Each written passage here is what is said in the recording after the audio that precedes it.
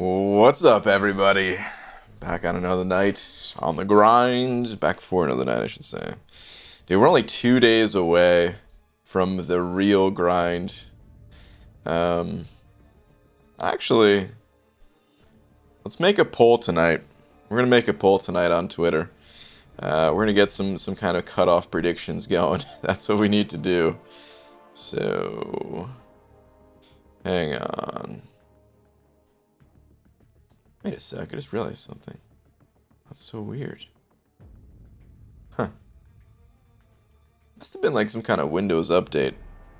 Something's a little different on my computer, I don't know.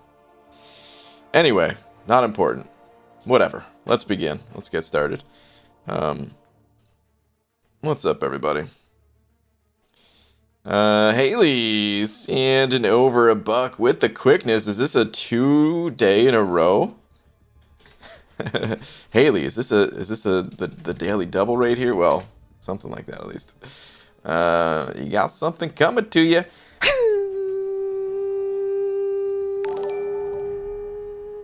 Slap. Haley, thank you very much. Going after Act 5 this week? Ready to be slapped. Alright, I hope the slap helps out in Act 5. Good luck. If you have any questions along the way, you know where to ask it. We'll try to help out as best we can. What up, Dragon Dagger saying Hollywood? What up, Easy? Brain, you have a 6-star Nexus. Your very first 6-star. It's Karnak and 2 others. Who are the 2 others that you end up? Wait. Who are the 2 others that you end up choosing Karnak? Thank you for the $1.50 with the salt shaker, by the way. Wait, yeah, hold on a sec. Why is that off? Why is it not showing the... Dude, something's up with my computer here, man. It's not showing the whole message on screen.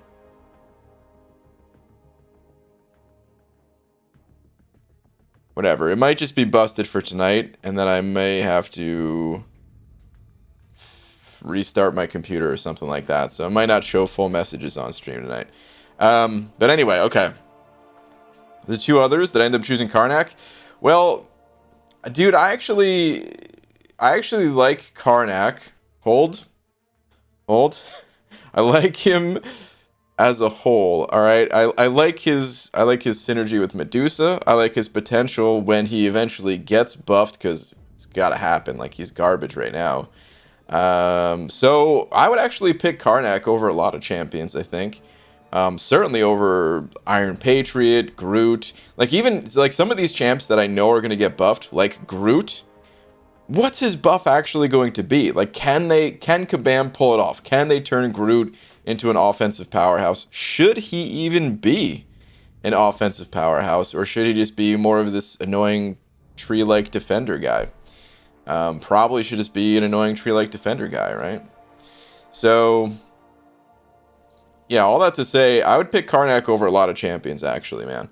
I believe, if we look back to the first 6-star crystal that I opened, and I have, all the most wanteds on the sides and stuff like that, we had a more limited pool, and I'm pretty sure Karnak was in the first pool of champions, and he made it to my most wanted list. The champions in that pool were also pretty garbage, but it just goes to show. Yeah, I do prefer Karnak over other champs. All right, anyway, let's make a poll tonight on Twitter. Dearest at Marvel Champions.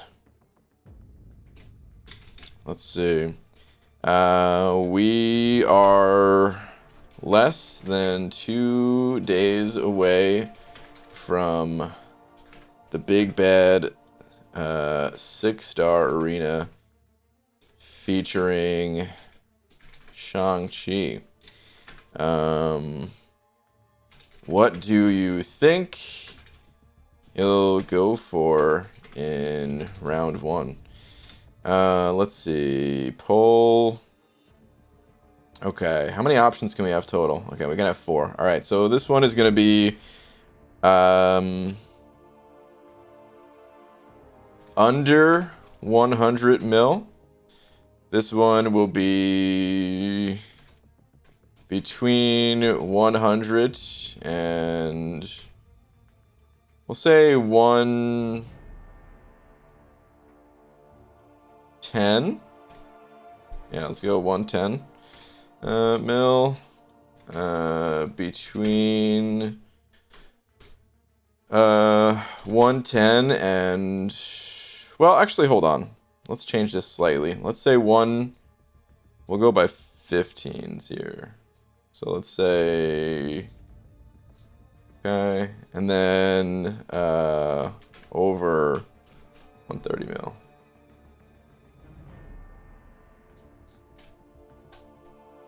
Should we do that? Are we seriously going to set the bar at over 100 mil? I mean, you could say under.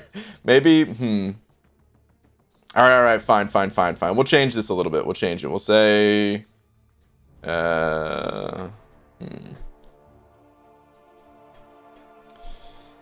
All right, yeah, let's do this. We'll do this. We'll change it.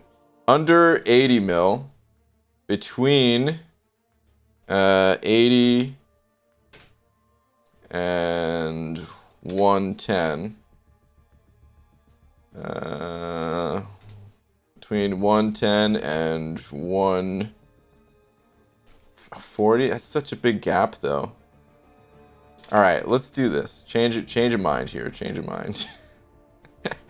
Oh, man, this is taking forever. I'm sorry, guys. There we go. Is that good? Under 80 million, between 80 and 100 million, between 100 and 120 million, or over, and we'll specify here, million. Just in case someone's like, M&M's? Miles? Okay, under 80 million, between 80 to 100 million, between 100 to 120, over 120. Is that good? We'll say this.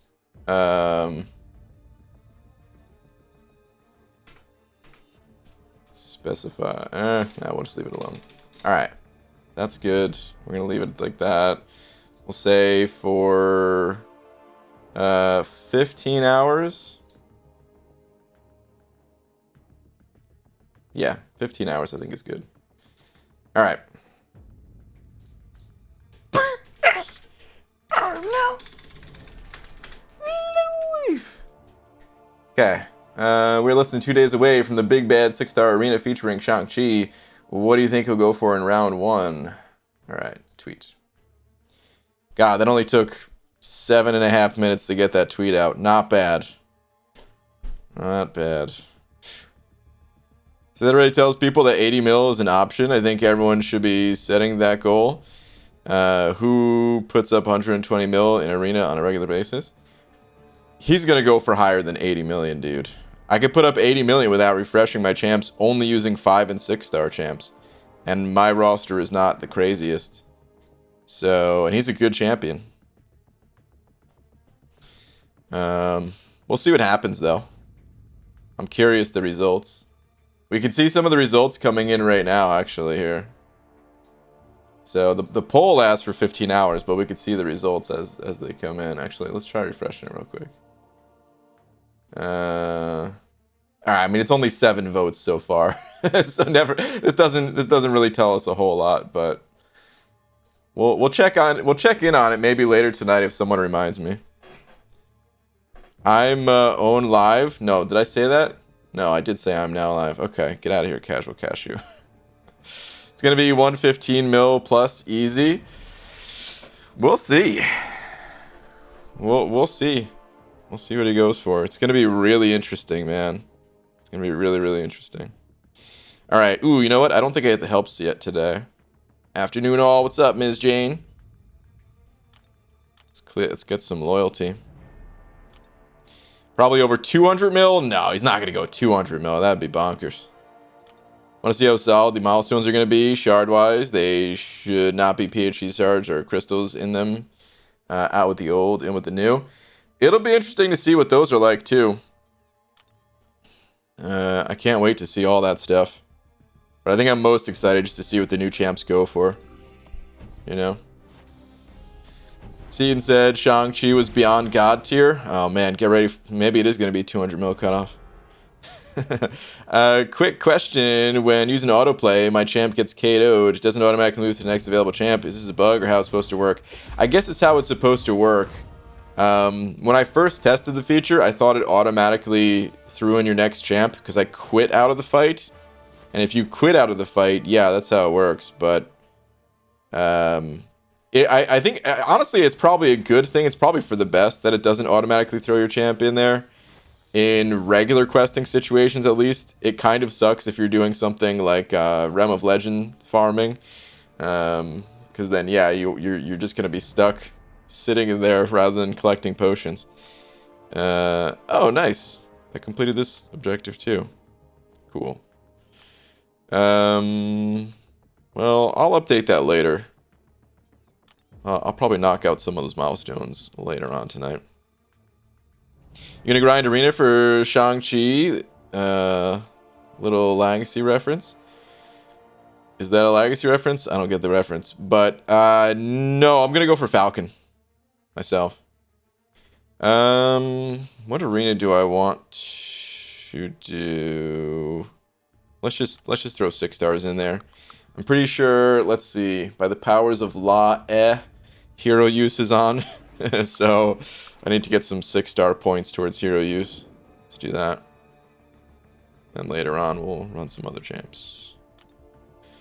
Stiatics and an 05 saying, don't we see a slight bump in per fight scores anyway with new arenas? Hype plus new arena equals no life arena grinding, easy 115 mil. We'll see, man. Like I'm not even saying that it's not gonna happen. All I'm saying is we'll see. I do think the scores are going to be really high, though.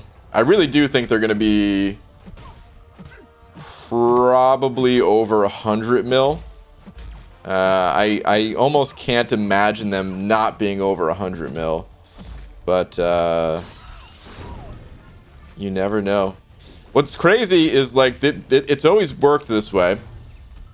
No matter how many slots, no matter how many spots are actually available for the top prize. What happens is, like, there's a huge drop off towards the bottom end of the people getting the prizes, where like maybe the top 50 people, they're gonna put up like 150 million, you know, and then the scores are just gonna start, you know, kind of dropping off as people are starting to get a little bit riskier, playing more towards cutoffs rather than like safe scores and things like that.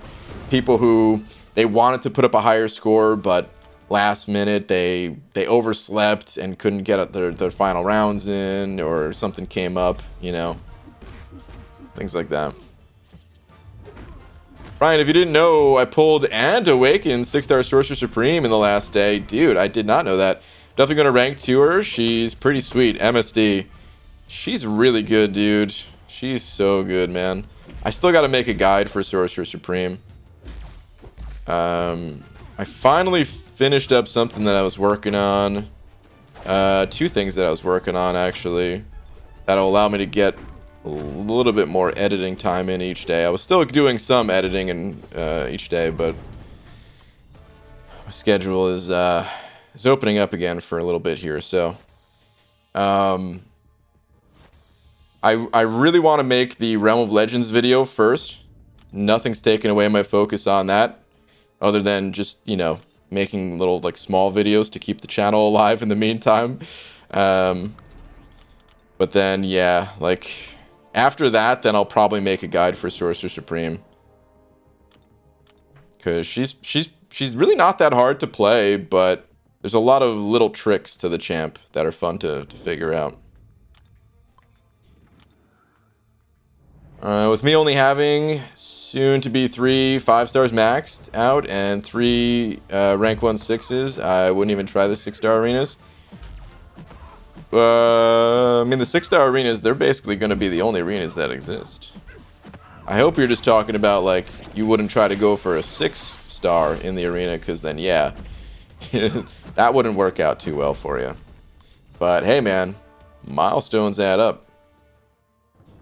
How often do the alpha and tier 4 basic arenas come back again? Like once a week. If I don't start them within the hour or so, it starts. I can't finish them. It's 2 days on, 1 day off cycle. So every 3 days they rotate, and it goes in the order of A, B, C. Alpha arena, basic arena, class, catalyst arena. So yeah, right now we're in the alpha, and I think today it just started today, right? So next up will be basic. It's not 9-day total cycle every 9 days if you're only interested in grinding like the alpha arena or something. Reddit scorekeepers only look for the last person to get the champ, and we were dealing with top 100, so scores already for popular champs could be 90 to 100 mil already. Yeah. I don't think they'd be 90 to 100 mil just based off of past experience and what I've seen. I mean, maybe for like a couple of the champions. If you're just saying for like 1 or 2 of the champions in existence, then yeah, I agree with that. But for on average, it has not been that high to make top 100. I think a quick start guide for it would be great. Not a ton of detail that's needed for a kit. Yeah, I don't know if I want to make if I want to do a quick start guide or if I want to do a more detailed guide. I wish I was. I mean, I was about to say I wish I was uploading more Alliance War content. But I realized it's kind of dumb since I mean I could just upload Alliance War content. There's no one stopping me except myself. But yeah, Alliance War is still pretty meh for me at the moment, so I don't want to do that. But it's nice having like Alliance War content being the type of content that you can really learn some of the little obscure details about a champ that are they're you don't want to put that stuff in a guide, you know. So maybe we'll do a quick start guide. So you do know Alphabet, Brian, but then there's La. Yeah. What about La? It's great, dude. I use it every day, man. I don't want to think about that one in alphabetical order. It's not. If it was like all 3 or all 4 letters were back to back, then sure. But they're too spread out. Randy mentioned being really cautious about Burnout with the new arena. Do you think the devs took that into consideration with their revamp decision? And how do you see Burnout affecting scores? I don't think Burnout's going to affect scores too much because I don't think people burn out in mass quantities. Except for the early Alliance War seasons. I'd say the earlier Alliance War seasons burned out so many people. But when it comes to arena grinding, we're talking about like, yeah, someone could easily overdo it and then they end up, you know, burning themselves out. But the other 99 people grinding for that champ, they're, you know, they're pumped. They're ready for the next grind. You know what I mean? So I don't think it's going to affect scores too much when it comes to, well, I mean, actually, I take it back. Because of course it's going to affect scores. The people preventing themselves from burning out is what's going to affect scores the same way that I'm handling it. This game's been around for a while. I'm sure I'm not the only person that thinks like this, where you have to know like these grinds are serious, and if you do them all the time, yeah, you are gonna burn yourself out. So pick some champs that you really want, go for it. Make sure that you have the rest of your day-to-day life lined up so that you're not missing out on anything important. Always check that stuff first, you know. Obviously, if you're I don't know, if you're a parent and your kid's birthday is this weekend, well, you better not be grinding for Shang-Chi, man, you know. Things like that. So it'll affect it somewhat. I don't know. I don't think Kabam really took too much of that into account, though.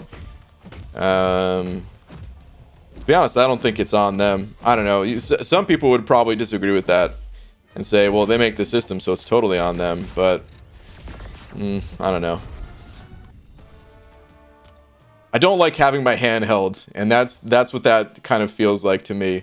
If the devs have to like plan around that, they should plan around people burning out in required game modes or like the core game modes like Alliance Quest and Alliance War. But for something that's, you know, 3 days, you opt into grinding for a champion or not. It's an extremely powerful reward. That's why the scores are going to be so high, because people know like it's worth putting that much effort into for what you get, you know. So for stuff like that, I don't really want them to feel like they need to control that somehow.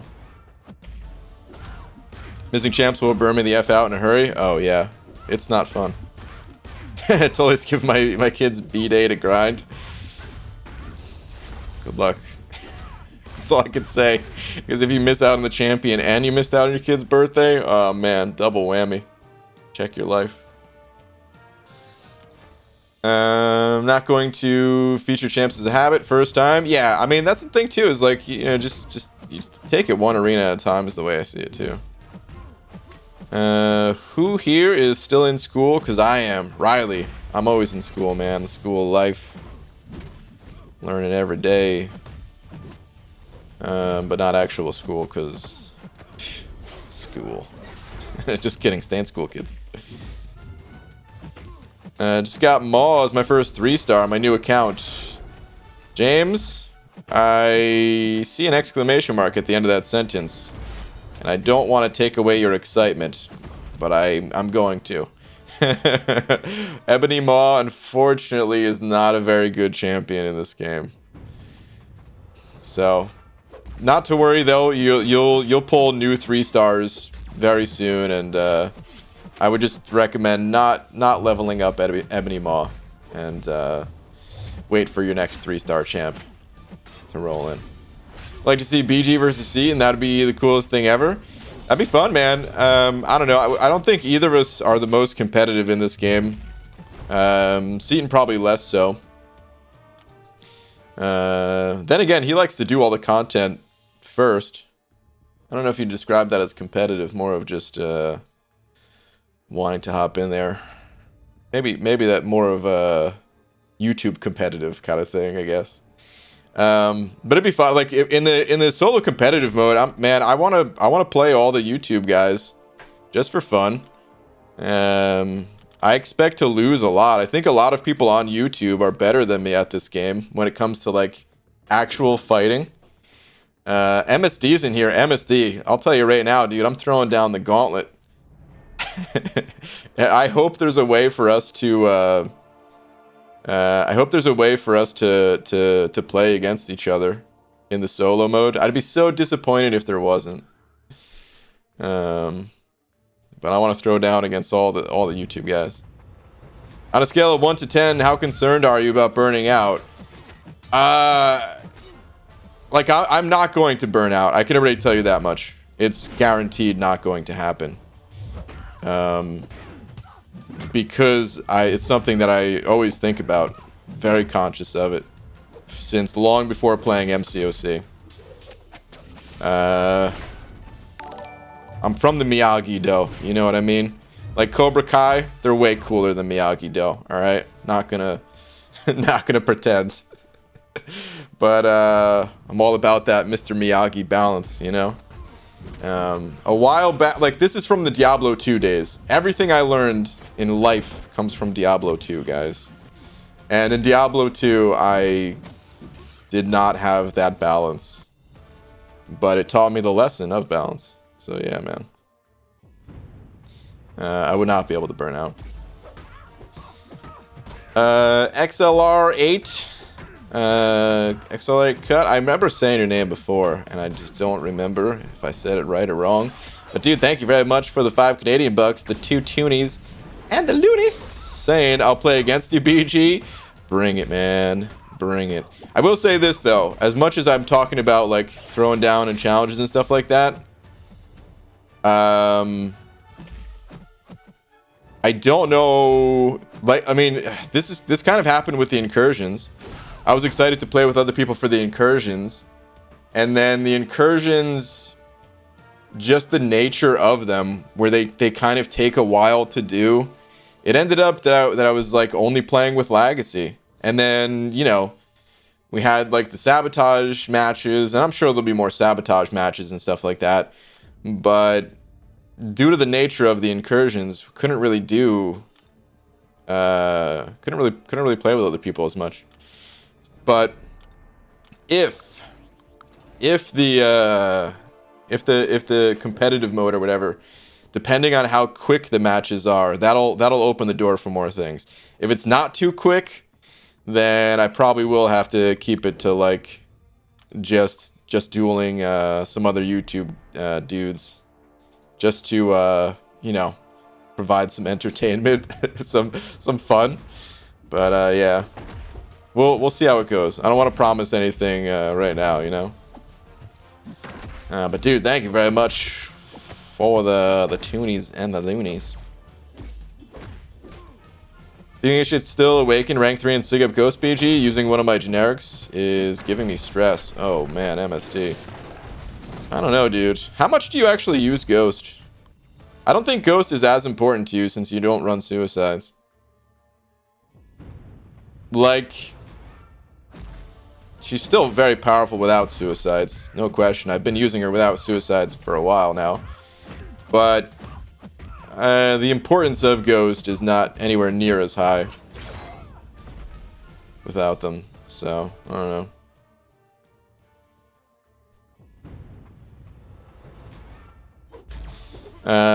Comp with subs? Yeah, so, like, I mean, like, doesn't even matter, like, who it's with. Like, I don't know. I just don't want to promise anything. It'd be fun. It would definitely be fun, but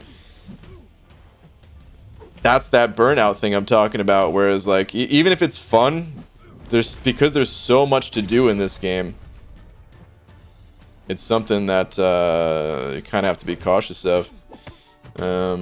That's why you don't really see anyone play with subscribers when it comes to, like, incursion runs or something like that. It's nothing personal against you guys. It's just, dude, how do I keep up? How do I keep up grinding arenas and getting these rewards and stuff like that while also playing the solo competitive mode? Yuki!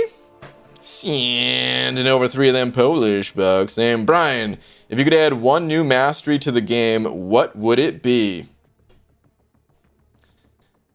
Oh, man. Alright.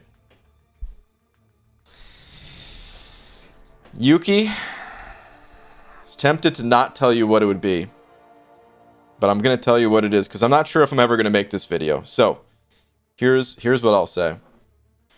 I would like... I was totally going to make this video, by the way, and I still have, like, some edited screenshots of, like, moving masteries around and stuff like that. High quality stuff, too. I didn't go light on it. I really wanted to present, like, this awesome mastery overhaul. This was going, like, months back, whenever Kabam came out with those surveys, before we knew that Kabam actually is, like, going to restructure the masteries and stuff like that. But anyway, what I really want to do is have more than just an offensive build. Basically, in this game, we have 2 offensive builds. We have, suicides and not suicides. And usually the non-suicide builds, they go more into this bottom tree down here. You don't have to, of course. I mean, you could do whatever you want with the masteries, but you're not strongly incentivized to put that many points in defense beyond, like, willpower. Very few people run Resonate. At least very few people run it consistently. Some people will switch to it, right? But very, very, very few people actually run it consistently. And then same thing with proficiencies here. People run Mystic Dispersion, but, like, the rest of this tree, I mean, over half of this tree is just nonsense. We have experience gain masteries, gold masteries, cosmic awareness, that is totally useless. We've got seven different scouting masteries, which are all useless at this point. Most of these trees are useless. So what I would like to do is actually still have, like, two different, more, you know, offensive style builds. You know, suicides or non-suicides, but kind of shift the non-suicide masteries to other trees a little bit. So like despair, this shouldn't even be in the offensive tree. This should be in the proficiencies tree. It doesn't increase your damage. It reduces the opponent's healing. I think unfazed should be the same thing. It does increase your damage technically, but I think this is more of a utility than anything else. So I would actually bring these two masteries over to proficiency. Anyway, maybe I shouldn't go over the entire video that I was going to make. You asked for one thing that I would do, right? So here's that one thing. I would actually put all of the class-based masteries. I'd basically put them in place of these scouting masteries here. Maybe it wouldn't look exactly the same way, but just for visual purposes for right now, imagine it. So that's where you know, this is where Mystic Dispersion would be. It would be where this detection mastery is right now. And then they would have lines connecting to that center point, to you know, where Scouter Lens is. So you'd have to have one of each of those points at least as a requirement, and then that center mastery would be like a universal class mastery kind of thing, where anytime you have a class advantage, like it gives you more of an advantage, and class disadvantages, you would have less of a disadvantage. I think that would be cool. So it would allow you to, like, if you're someone who really likes to mix it up and have different class types on your team pretty much always, it would push you more into making a build where you get to pick up the specific class-based masteries and then have that one mastery that would enhance or detract from the advantage and disadvantage. I think that'd be really fun. There's a lot more I would do with masteries. I was seriously going to make it like a 20-minute video, and that was already like 5 minutes just explaining that little bit right there, so we should probably move on. But yeah, Yuki, that's part of what I would do at least, man. Thank you very much for the 3. Matado sent it over too, saying, could you show the Thronebreaker calendar, por favor? Sure, man. I was 1 day too late becoming Thronebreaker this month. Oh, no. Oh, whoops. You're just talking about this calendar, right?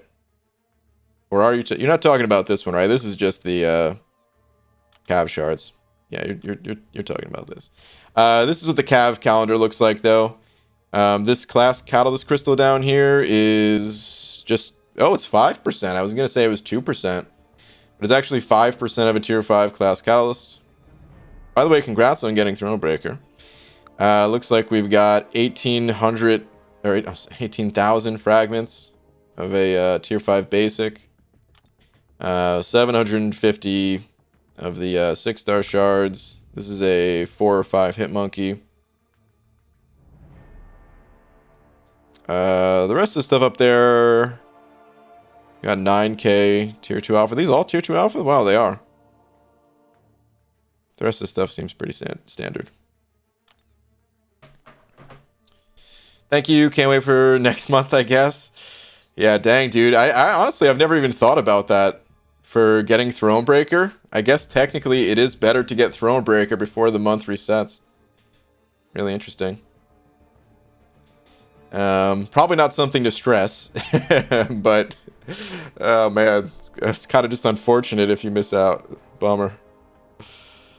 Not the end of the world, though. Anyway, Rex Kramer sent it over 2 of them Canadian bucks. Thank you, dude. Saying thoughts on cutoffs for Shang-Chi 5-star arena. The 5-star, I'm thinking is going to be like 50 million. We'll have to see. Just kind of an early guess. My guess right now is like,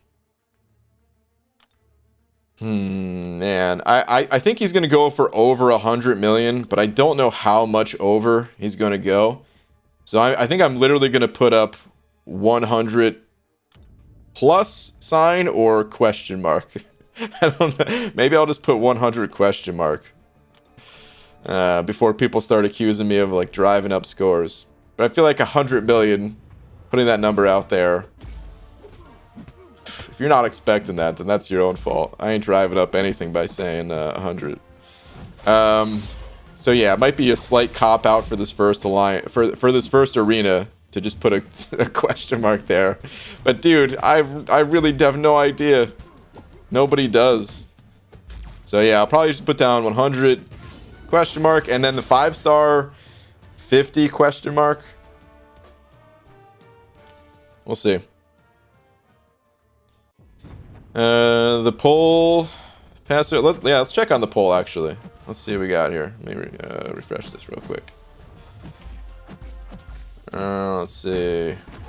Wow, look at the way the vote is going, man. That's crazy. Oh man, there's some wishful thinkers right here. Under 80 million got 4%. Oh, I'm sorry to tell you. Sorry to shatter your hopes and dreams. Okay, something else to consider though. There's also the Falcon is going to be running at the same time. I wouldn't be surprised if 5-star Shang-Chi only went for like 40 million or something like that. Just because there's people that are going to be busy going for Falcon as well. So Shang-Chi, the 5-star version, might end up going fairly low. We'll see. But wow, so many people are voting over 120 mil. That's crazy, man. I would have guessed that this is the most popular pick before making the poll, somewhere between 100 and 120 mil, but that's what the people are thinking. 100 plus? Question mark? Why not both? Maybe. I don't really want to... Oh, speaking of cutoffs, geez, I don't have my cutoffs on screen.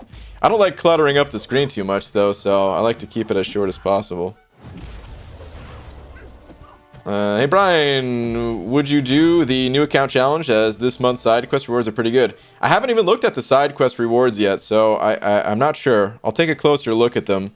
We do have a bunch of new content coming next month too, which might also deter me from doing it unless it was really good. Just because maybe busy with that stuff. But honestly, new account challenges are so fun. I wouldn't mind even just delaying the new content on the main account here a little bit. Let's see. Nice. We got that somehow. Cool. Doughboy 001 sent it over to you. Thank you, dude. Saying, which place is best to farm for ISO and revives? The arena is the best place for ISO. You don't really quest to get ISO. You get some ISO while questing, but you don't really get much. And it's the generic stuff usually. And the generic stuff, it just doesn't go as far. It actually costs more gold to feed your champions the generic ISO or the off-class type ISO. You'll save yourself a lot of gold just by feeding the correct corresponding type of ISO to your champ, because you get bonus for it. So your ISO stretches further and is cheaper to use. And the way that you get the class-based ISO is by duplicating your champions. So how do you duplicate your champions? Well, you got to pop open more crystals. And of course, crystals come from all over the place, but you can't really just like repeatedly run the same quest over and over for crystals, right? So that means you either have to be spending, money on crystals, or the more free-to-play friendly approach would be to grind arena and get all the shards out of there, and duplicate your champions that way. As far as revives go,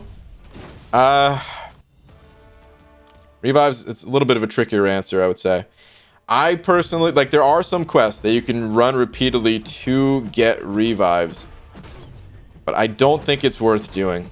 Especially, don't take this the wrong way, but especially if you're someone who is still trying to figure out, where to get ISO and stuff like that.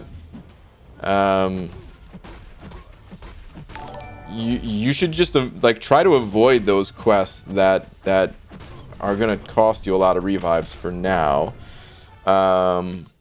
Make sure you're 100% clearing quests before moving on. especially if you're getting into Act 5. Act 4 is a great quest to 100% clear because you get mastery points. It's the only area of the game that you get permanent mastery points in. I did make a guide about revive farming, and some of that, like a lot of that guide is just from completing the 22-hour solo events, which most 22-hour solo events you complete by playing the arena is the best way to do it. So you kind of also get that through the arena, and then of course, you know, I mean, the units that you get from the arena, in which case you can buy the revives. The other bad thing about like farming revives is if you only need revives, then it's actually good and it's more efficient than the arena if that's all you're looking for. But if you also need ISO, and you also need gold, and you also need units for other things that are not revives, then you might as well just play the arena. So I hope that helps. If you want to see a little bit more specifically on what I do for revive farming, yeah, just search my channel for it. Or just type into YouTube MCOC revive farming. The couple of quests that people like to farm typically, if you did want to just run them repeatedly, is 5.3.6. I think 4.1.6. I think those are the two. They're not guaranteed spawns and can still be quite time consuming to collect. But yeah, man, hope that helps. Thank you very much for the 2. Statics and over another 2 as well. Oh, wait. I see Pixie Bell. Pixie Bell. I didn't see your after you left yesterday. I read your message as you were leaving, I suppose. I never saw any other message aside from the one that I read, and someone said you had a question about Domino or something like that. I never saw a question about Domino, but pop that question in the chat. I'll look for it after I read Statics, and we'll talk about whatever you were asking. All right, Static. Saying the cool thing is that with 2 great characters in the arenas, it's really hard to say. Yeah, you'll have those thinking they can get Falcon out of steal. Yep. Which will drop Shang-Chi's scores and vice versa. Yep. The bad arena are going to be when there's like 1 great champ and 1 meh champ. iBomb is going to be hell. Yes. Well, maybe. We don't know the champion that's going to be in the featured arena with iBomb, right? Because it's not going to be... it's going to be in between the 2 that we know, Shang-Chi and Mr. Negative. We don't know what champion comes in between those 2. We just know the basics. So, yeah, you're absolutely right, though, man. You're absolutely right, and that's what makes it so interesting, dude. That's why I love this change, because there's so much to talk about, so much to think about, and you just can't know the answer. There's so many things in this game where you just know the answer, you know? Or just in gaming in general. What is the best way to get through this level? Oh, you have to jump on this, or, you know, talking about like a platform or something like that. Or just other things that we know in general in this game. How do you know, what are some of the better champions that are going to help you get through questing content? That stuff's been figured out. And it changes as new champions come out and stuff like that, so it's not a totally set in stone thing, which is what keeps it from becoming, like, you know, too boring. But with the arenas, dude, there's just so many unknowns. We have no idea what these champs are going to go for, and you're totally right that when there's 2 good champions in the arena, people are going to try to go for Falcon, thinking it'll be a steal, like you said. And then there's also going to be the people that are like, okay, well, if some people are going for Falcon, yeah, there's going to be fewer people going for Shang-Chi. And you know what, man? I wouldn't have done it, but with those people out of the way, let me go for Shang-Chi, you know? It's so interesting. I love it, man. I really do.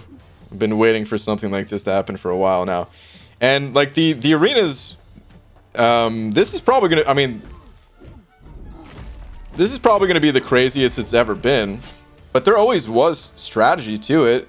in the past, back when like 5 stars were like the top dogs of the game, and we had 5 stars available in the arena, you know.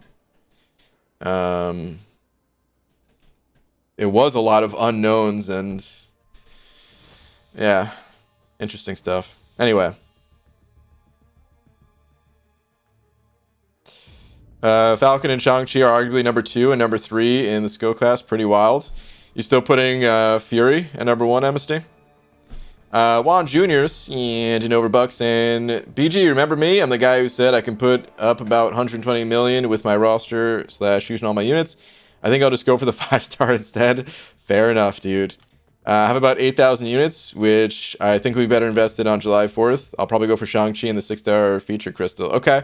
Keep in mind, too, dude, I think because it's still such a new concept that a lot of people are you might have already thought about this, but I'm going to say it anyway, just because a lot of people are not going to be thinking about it. 6 months from now, you'll have another chance to grind for him in the 6-star arena. So I think for a lot of people, like, here's another strategy that you guys can do. If you're someone that likes to pick up the early access bundles, well, I've seen it a ton of times, and I'm sure you guys have seen it too. When like the Mr. Negative early access bundles come out, they also have a chance to give you Shang-Chi, right? So what some people might want to do is like, okay, you know, wait to see if you get the champion out of some crystals first, and then if you strike out in the crystals, okay, 6 months from now, commit to a basic grind, which it will likely have a lower cutoff anyway, not always, so you can't count on that. You know, as we were just saying, if the champ is paired up with someone who's actual garbage or something like that, well, scores could be higher. Or if it's someone that feels like they picked up value, like Aegon. Like when Aegon first came out, we didn't have the Abyss, and a lot of people are already done with Labyrinth. So his value, people wanted him, but it wasn't quite as high as when, like, you know, he came back around. People were like, oh god, I need this guy. Or else I'm screwed.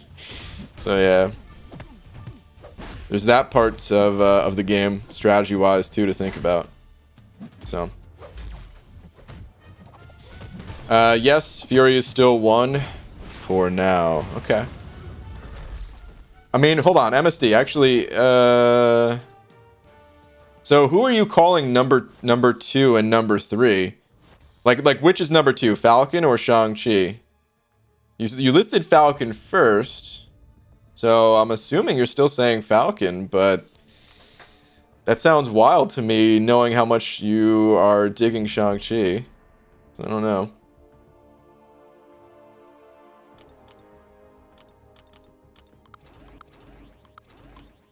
BG, Falcon cutoff. I'm thinking about 70 million for Falcon.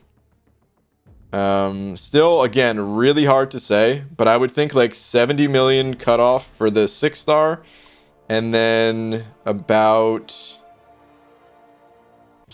dude, honestly, for the 5-star, man, 25 mil? Would it be less than that? Probably less than that. 20, well, between like 20 and 25, so maybe I'll just say 25. Yeah, I'll probably say 25 for the 5-star, but honestly, it might be considerably less than that. How many people are really going to be trying to grind for 5-star Falcon? Maybe they just want to pick up like the next higher set of rewards just because or something. I don't know. Think Shang-Chi barely pushes Falcon out of number 2. Falcon is so damn reliable. Okay, it's a toss-up. Yeah, I think you're still going to see a lot of Falcon over Shang-Chi for situations where you need that reliability. But people are probably going to have more fun with, and in content that's not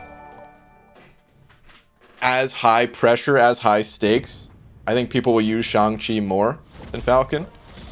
That's kind of how I imagine it. But for something like Alliance War, just because Falcon is...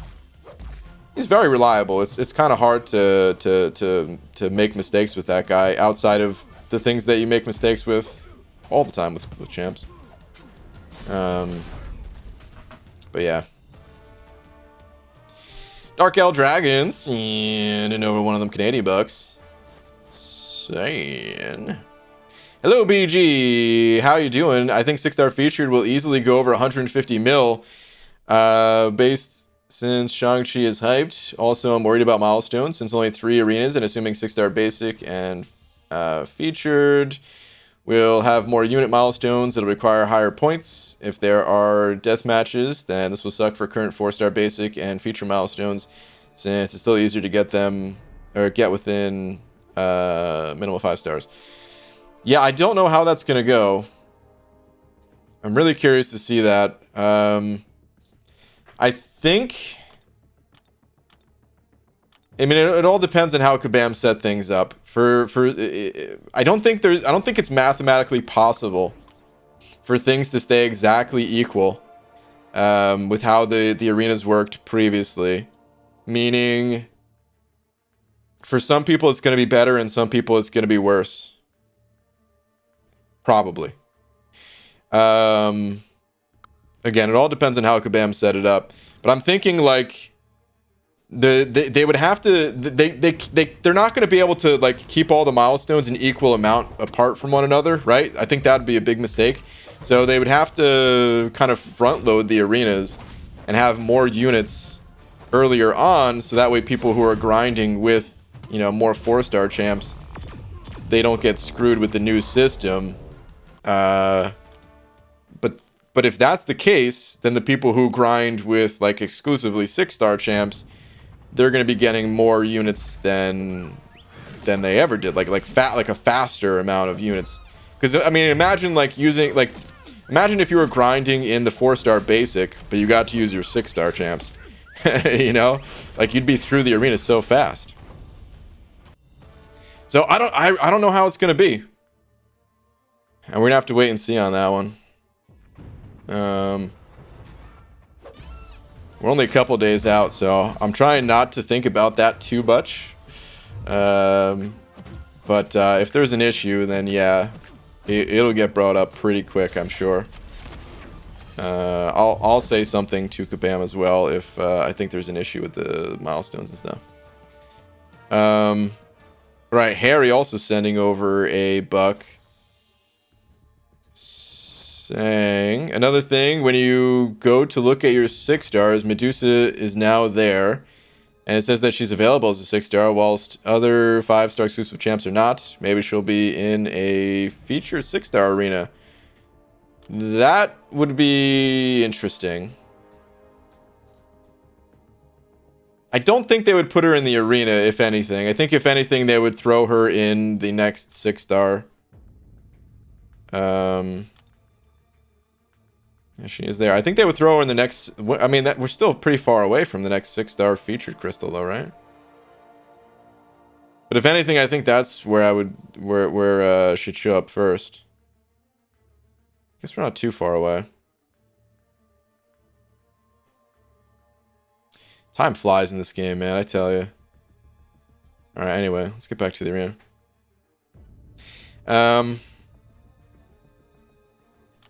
I was thinking about that a little bit too, actually, now that you bring that up. So I was thinking the other day, like,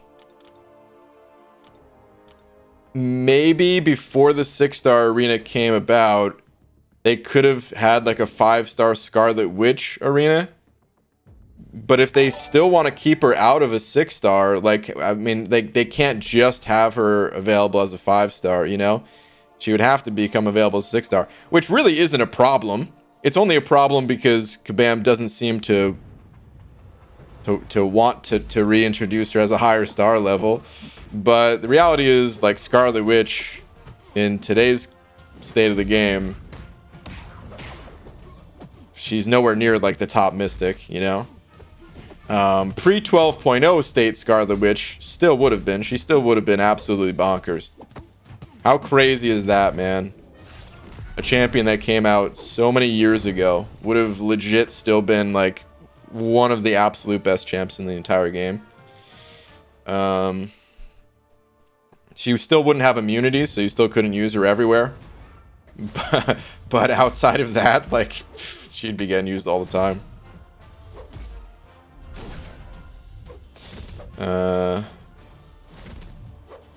So yeah, it'll be interesting to see which champions they bring back.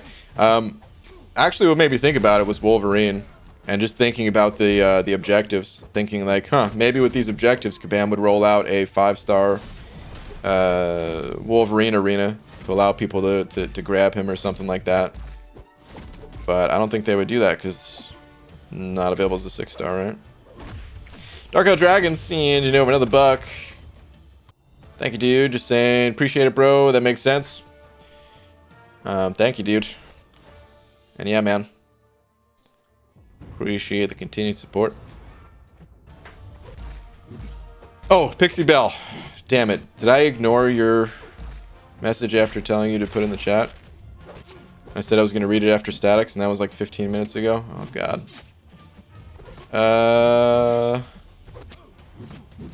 Oh, no. You never put in the chat.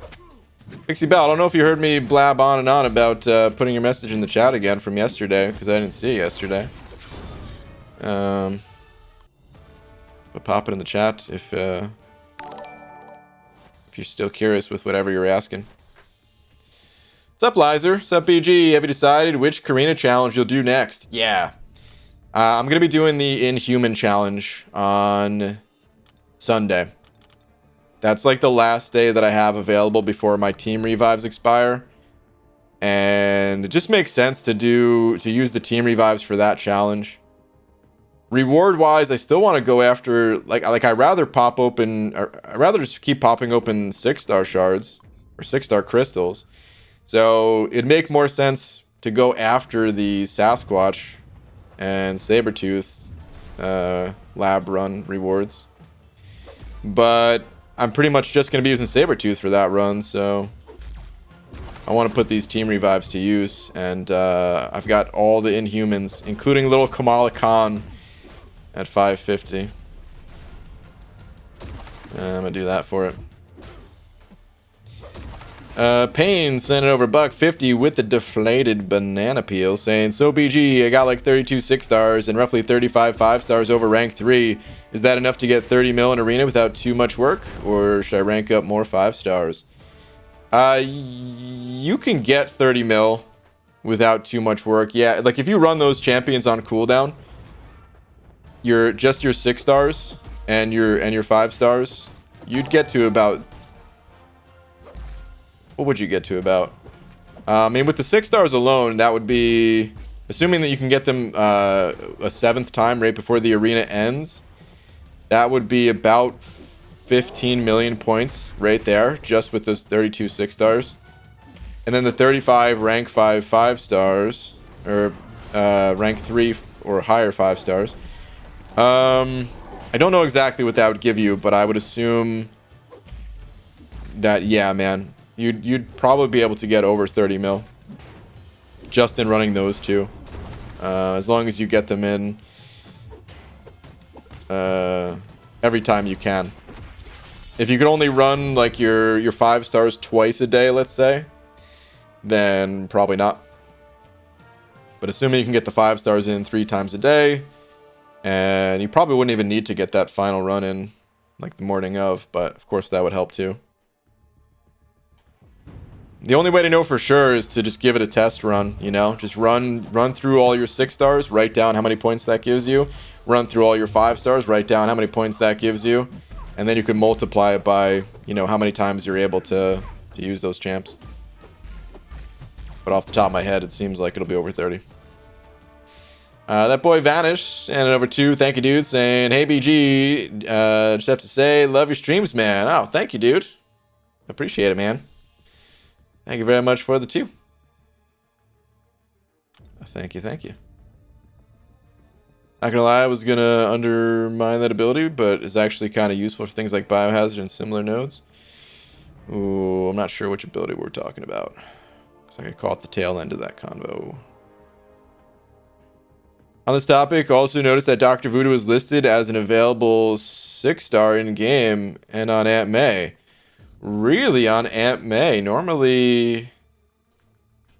Well, I mean, Aunt May kind of just is, you know, whatever the game is showing, that's what Aunt May is showing.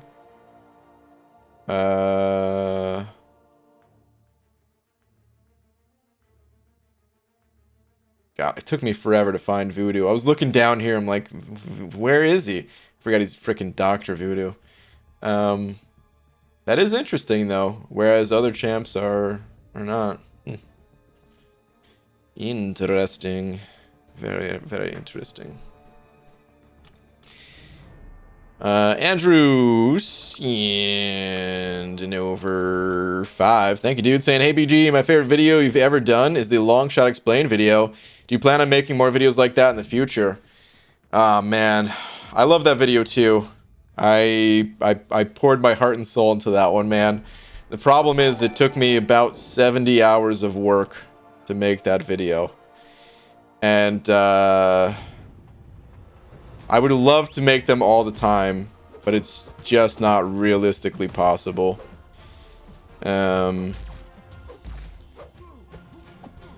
Yeah. Unfortunately, man. I don't want to say it's like the last video like that I'll ever make, but I don't want to promise more of those origin style videos just because of the amount of effort it takes to make them.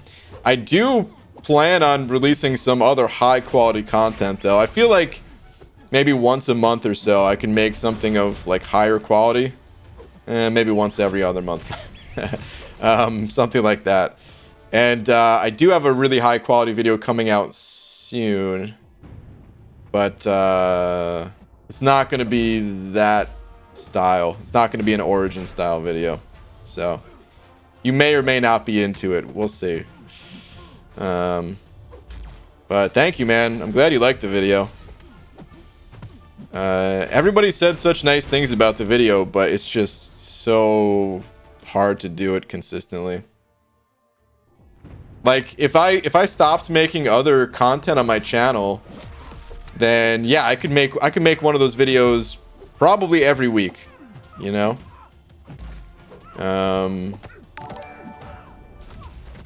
But I mean, like, I would also have to stop doing streams and stuff too.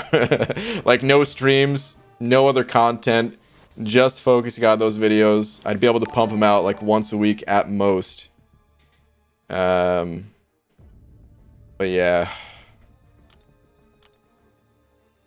it's too much of a sacrifice.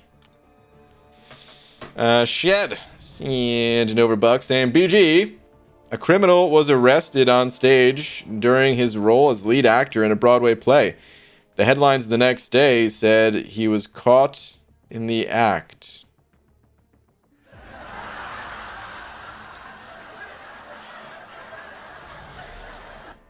Shed.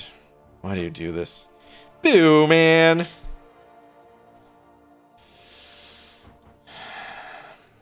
Boo, dude. Under Mother sending over Buck saying, Venom the Duck fact. Venom the Duck was the first Guardian of the Galaxy. He held the 7th Infinity Stone and Beanstone. Dude, simultaneously? Even I didn't know about that, about Venom the Duck. The stone's power was too great and started taking control, so Venom the Duck had to destroy it. Tweet. Alright, let's check it out.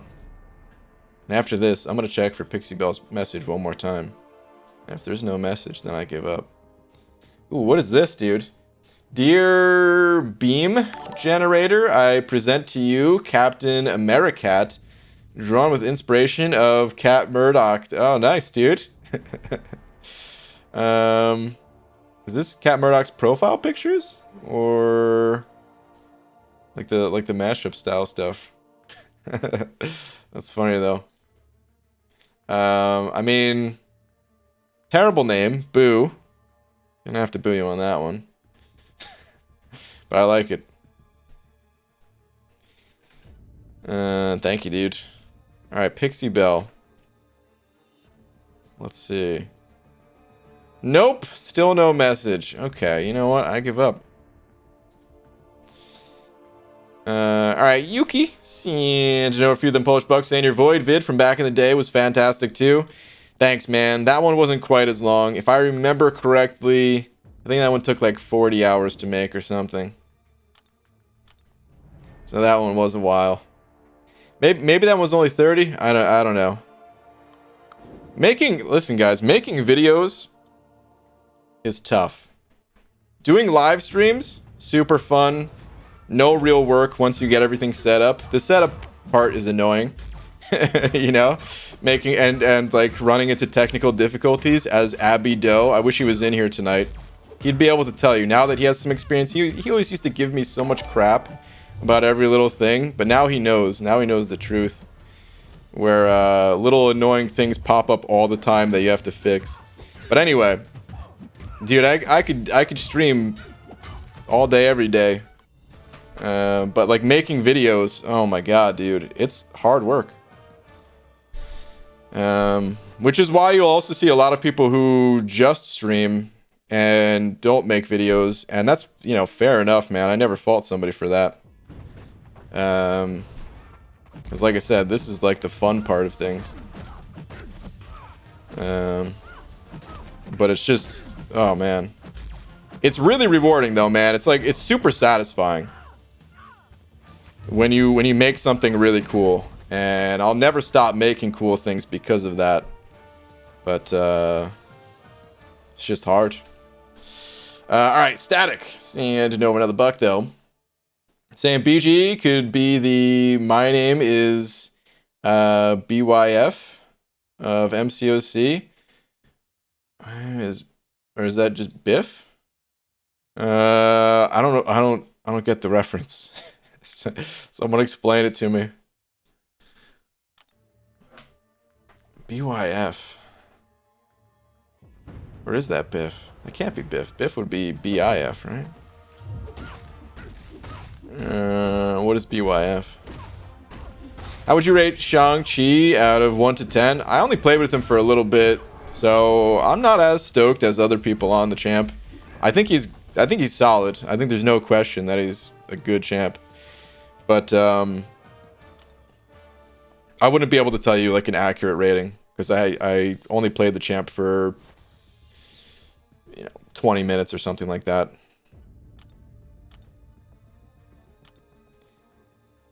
Very excited for the new arena. I'm concerned with how I'll perform personally since I don't have a huge roster, but I still want to be there in the first round. Excited for the shift in power soon. I think even, for people who can't get like the top prize and stuff like that, I don't know for sure. We'll have to see how Kabam sets it up. But I think in my head, it's like an everybody wins kind of situation.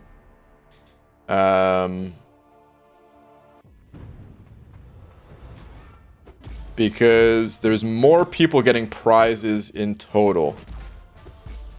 With the 3 and 4 star just being given out for milestones. All that stuff adds up, like the more champions that people get, even if they're just through milestones, that gives people more ISO. Having more ISO gives people more golds. We'll have to see if they updated any of the amounts of like shards that people get. Don't know if that'll be the case, but that will also give people more things. Like everything in this game just kind of compounds on one another. And eventually it'll read, or it'll lead to people. I started reading another message. That's why I said read instead of lead. It'll lead to people getting up to that point where they will start to get like 5 stars from the arena, and eventually 6 stars if you stick with it long enough. That'll be tough to get into. Not gonna try to lie to you guys on that one. Takes a lot of effort to get into the 6 stars, but all right. Anyway, sending over another buck saying my name is. All right, actually, yeah. Hold on, let me read statics first. My name is BIF. Oh, read it as in Biff. As a YouTuber and lore master of the Destiny franchise. His videos are amazing. In-depth, well-researched, and narrated like yours was. Okay. Yeah, Shed saying the same thing. He's a YouTuber that covers lore for Destiny, an online MMORPG. Okay. All right, that makes sense. If it was someone's actual name, I wasn't sure if it was. I thought that was like a TV or a movie reference or something like that. But all right, I never played Never played Destiny. So that's why I didn't know that person. I wish, man, like there's, dude, you know, I'm sure everybody has different different people to look up to for, like, you know, making videos. But like I mean, even for you guys that if you guys have never made a video, I'm sure that you've watched videos and you're like, dude, I want to make like, if I was gonna make a video, like these are the types of videos that I'd want to make, right? So even though I haven't seen that guy's videos, that would probably be an example of that. There's definitely some examples in other games that I've watched videos for. They're few and far between, and that's because it's dude, it's like not really possible to like it just doesn't make sense. Let me put it that way. Because YouTube, they don't pay you based on like the quality of your content.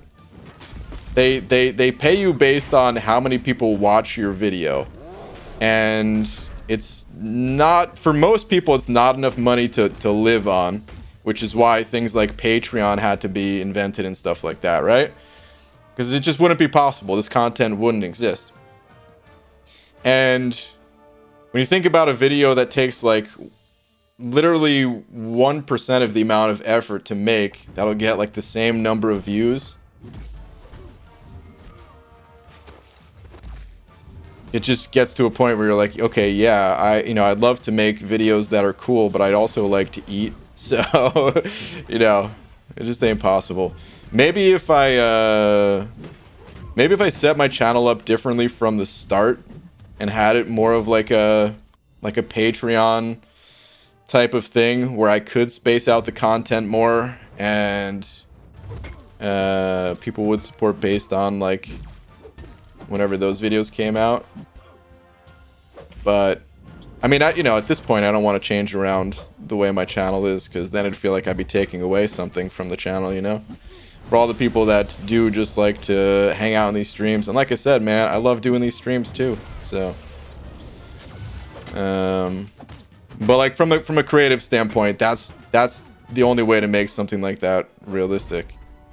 Like I mean, you know, like I said, I've never even heard of that guy's channel before, but if I had to guess, I'd say he probably has like a Patreon set up. Otherwise, he'd be screwed. And only because of people supporting that way is he able to do it. Yuki sending over 3 more than Polish Buck saying, please read the last message from James. I think he needs us. James. You okay, bud? Hold on. Let me see. PG, I don't want to get personal, but today, it's my dead best friend's birthday. I'm sorry to hear that, man. Died almost 1 year ago at 14. Wow, dude. That's so young. Really am having a bad day. Stream is really refreshing to watch. Well, dang, dude. I'm really sorry to hear that, man. It's a much younger age than anyone should have to even go through something like that. Honestly. Can't even imagine it, man. So, sorry to hear it, man. But we're here for you, dude.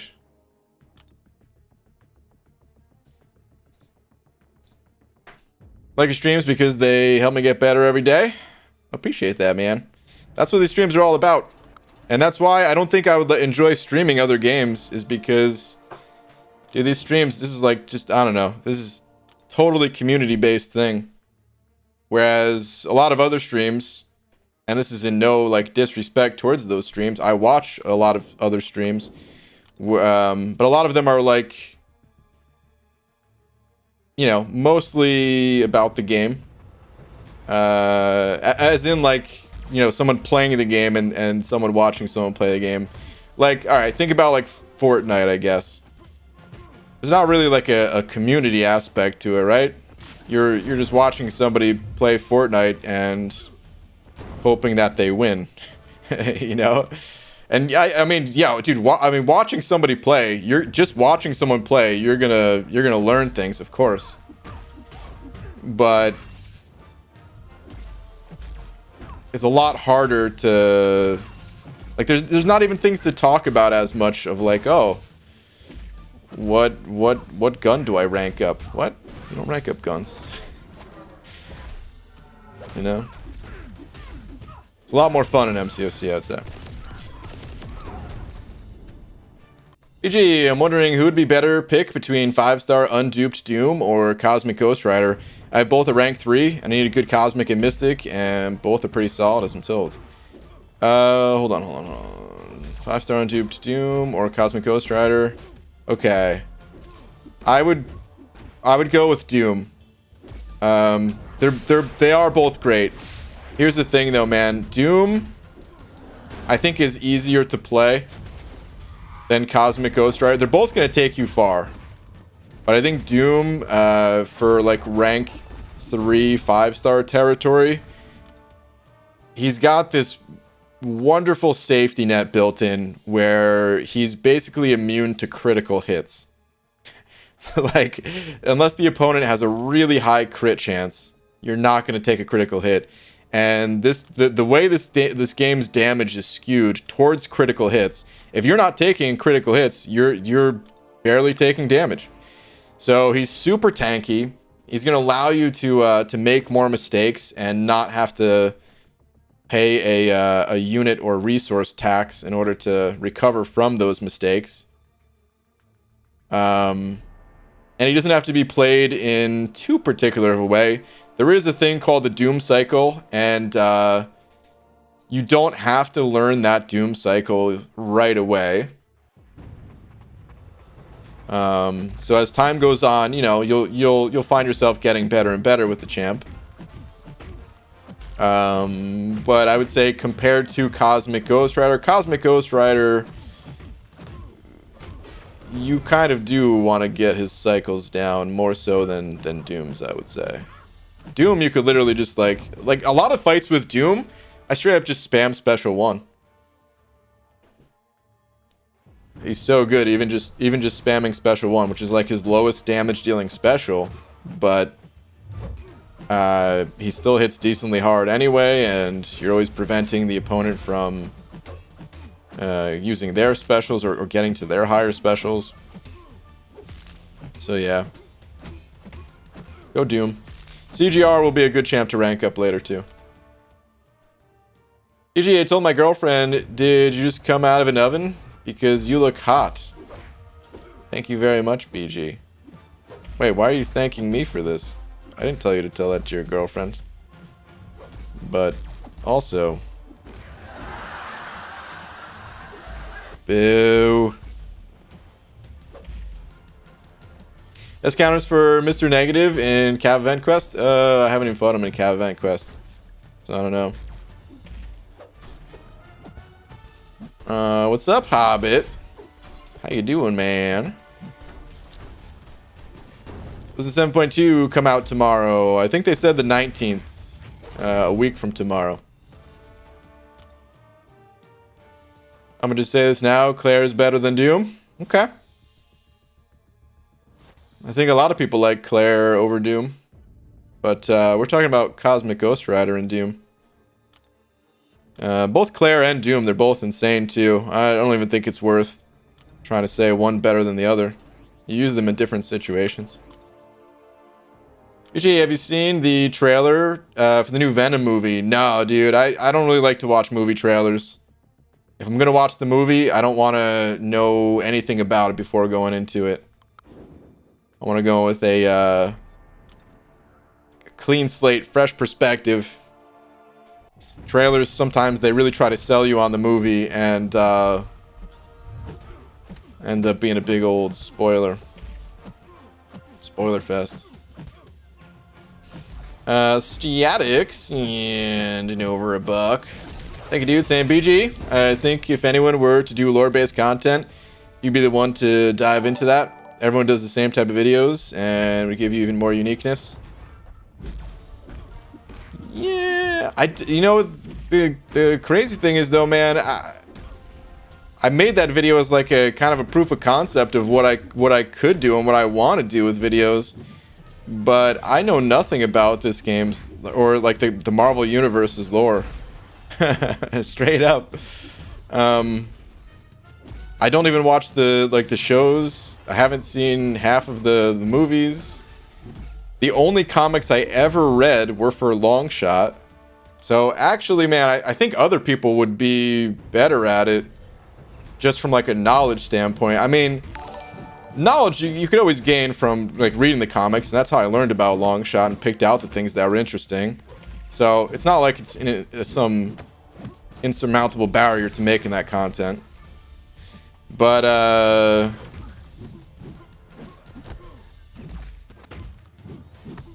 I think there's a lot of people that are more knowledgeable about this stuff. Actually, Karate Mike's in here. Karate Mike knows quite a bit about comics.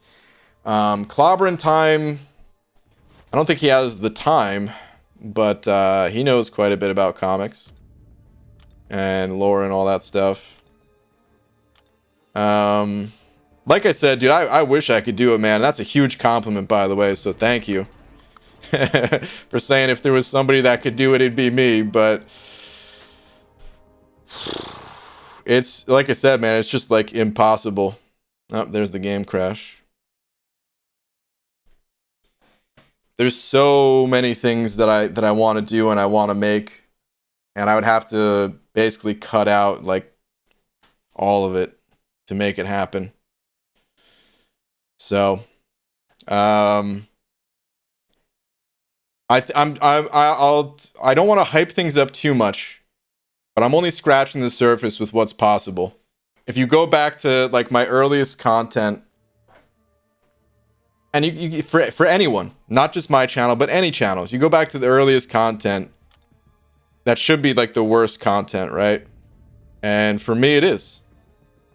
And I put a genuine effort into trying to get better at like editing videos. It doesn't come through in more than half the stuff I make. More than half the stuff I make is just the standard, you know, there's nothing fancy about the editing it at all. But you guys will see. That's all I can say, man. I'm so excited to show you guys. Oh man, it's a lot of things that I'm looking into and learning and getting better at, and I may or may not have invested in some equipment that you guys haven't seen yet that will assist in this. So yeah, for me that's the fun part, is like just learning how to do new things. So. Like I said, you guys will probably only notice maybe once a month, once every other month, I'll make a cool video. But that's just because that's all the time I have. That's all the time that will allow.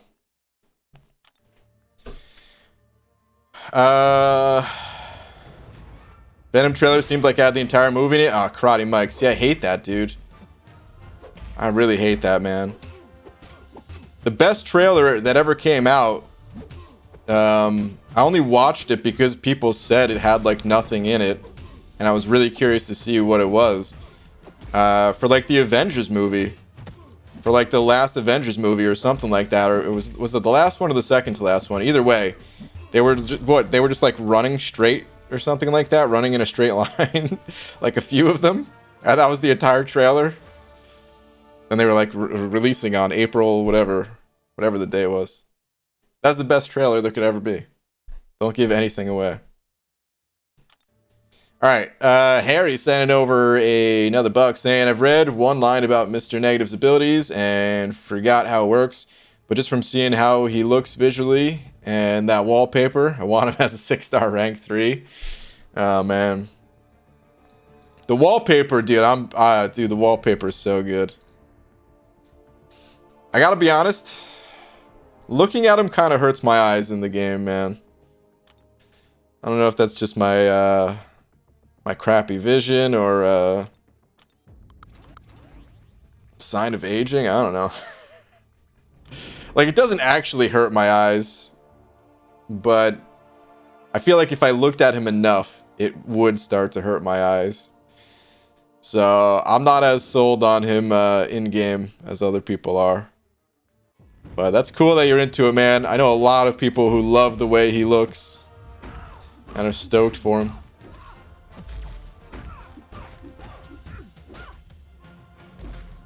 I'm excited. You've been talking about this video since March. I know, Easy. And the problem is, at this point, it's going to be overhyped. Because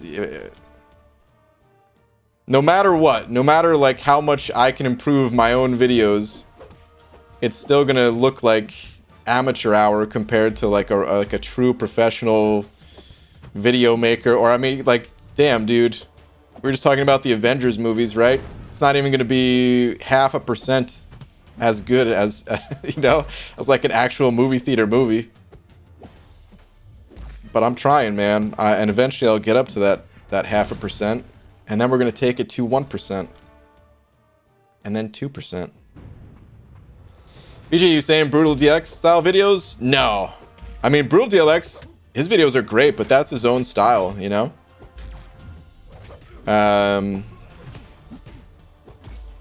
Everyone has a different style. How long have you been streaming, yo? Today, about an hour and a half.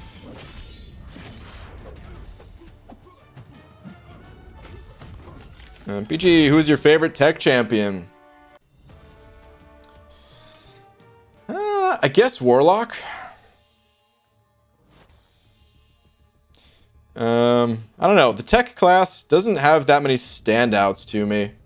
Like, I mean, I think Ghost is the most powerful. I think Warlock, I think, you know, basically Ghost and Warlock, they're most powerful just depending on the situation that you find yourself in. Beyond that, I don't really enjoy that many tech champions. I gotta play a little bit more with Vulture. He seems pretty good, but I don't know if not like I hated his style, but I don't know if I really enjoyed his style. But yeah, I guess Warlock for now. Tech is such a dry class. Yeah, a bit. It could use some love for sure, man. You know, I actually really liked and had a lot of fun with oh man, what was that? What was the he sucks. He's really bad, but one of the newer champions that came out. They had the control box. This guy. Psycho Man, duh. I actually thought he was really fun. The problem is he just sucks. But he's like super unique in what he can do. But his damage output was... And there was like a couple of other little annoyances about his kit that combine, you know, when you combine all the things, he's like unplayable. You know? But he was like really, really close to being awesome, man. I genuinely had a really fun time playing him when he came out compared to other garbage champions like Super Scroll that I just did not enjoy, man. That guy made me want to uninstall the game straight up. That guy sucked. Rain, how long after you first started YouTube did you start streaming every night? It was like 6 or 7 months or so, easy. Maybe 8 months, something like that. There was nobody that really streamed consistently back then. A couple people would stream every once in a while, and that was pretty much it.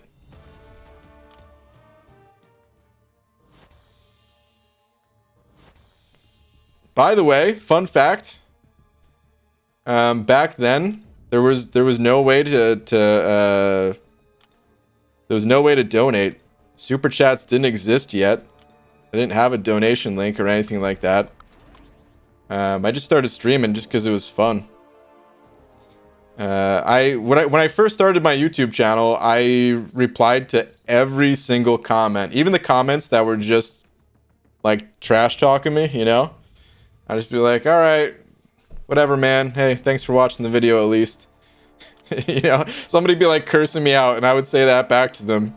And more times than not, the response was like, oh, man, you know, I didn't even know you read this. I'm sorry, man. I didn't even mean to say it, you know?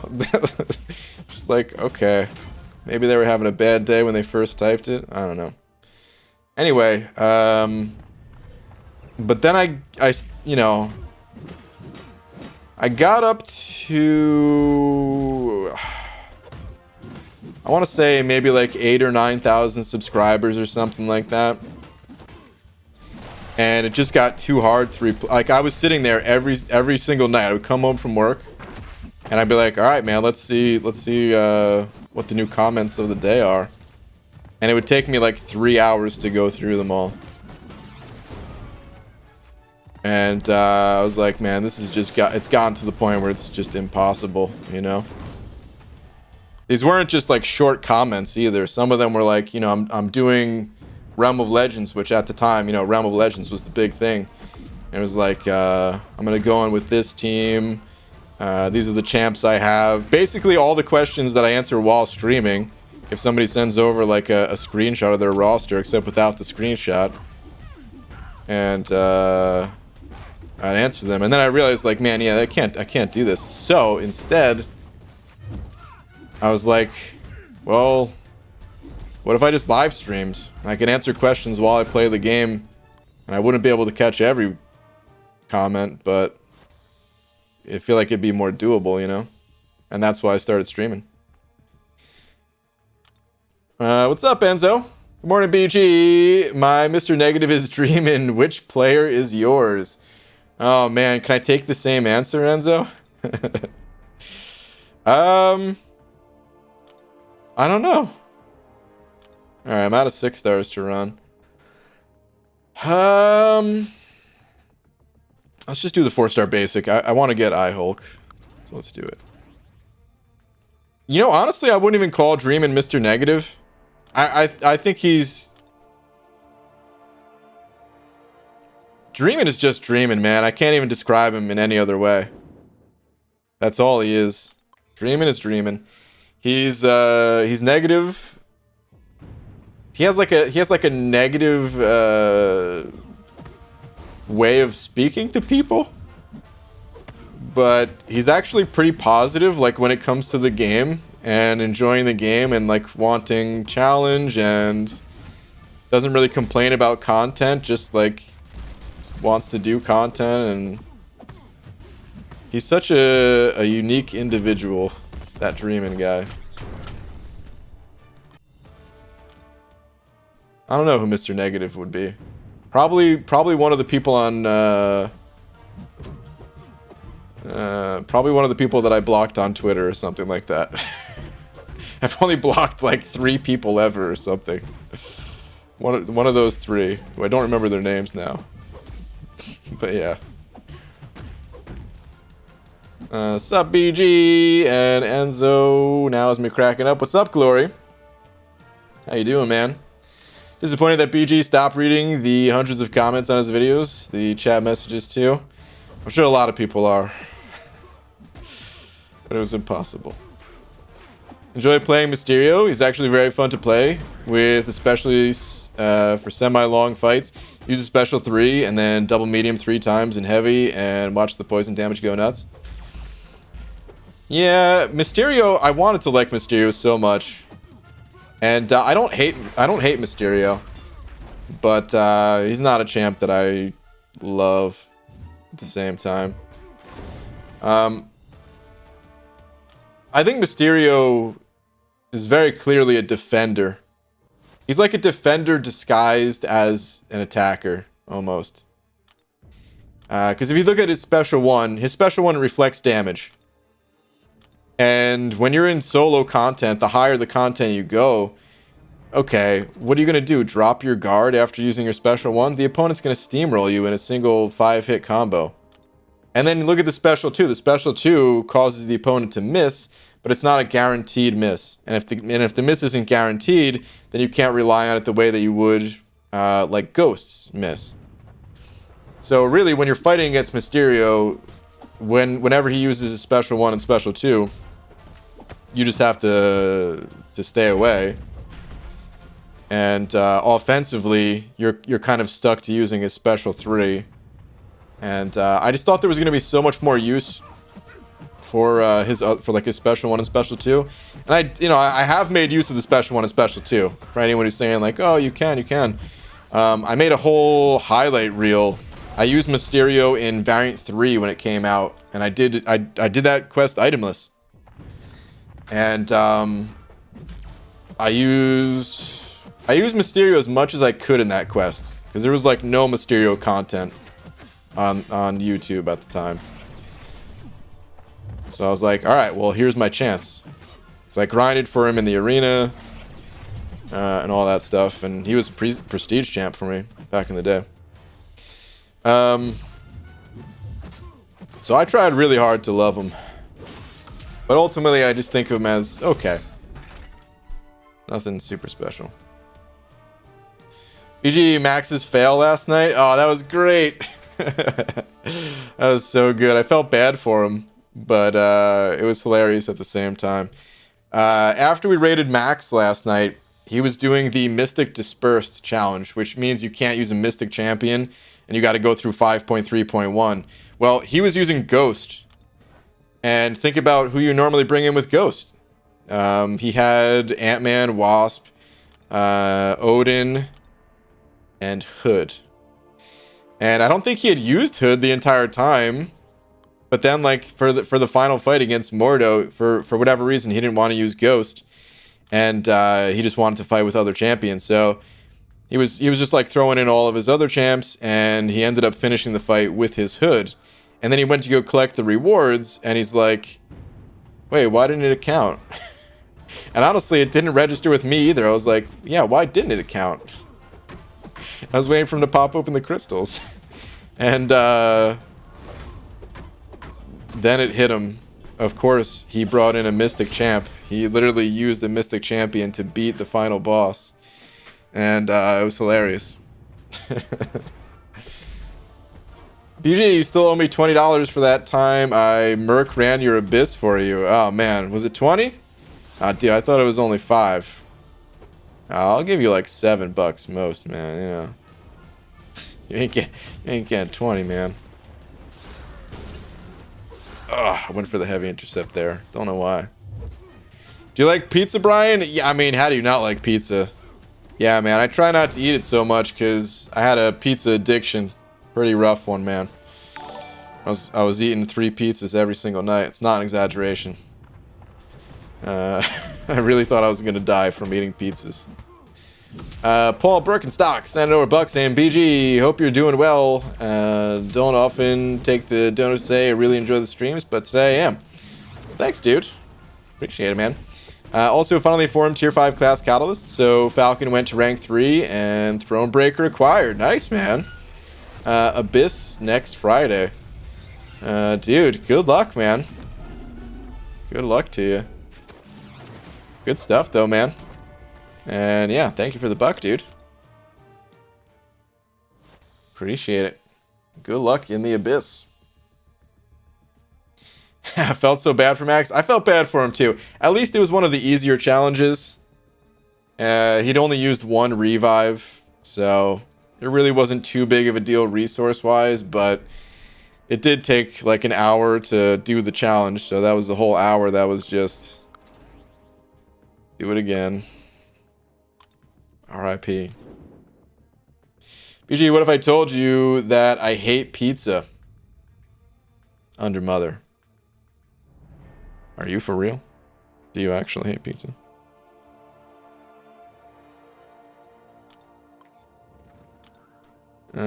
Tweet, please. Sure. What do we got here? Hey BG, I've opened a bunch of dual crystals and got all these champs. Do you think I should target a specific champ by going for dual crystals? Or should I just open the basics? I've yet to do Act 6 and variants. Hold on. You shouldn't target specific champions like one specific champ, because that's just a recipe for disaster right there, man. You could pop open 100 crystals and not get the champ you're looking for. So you want to you kind of want to look for like clusters of champs, like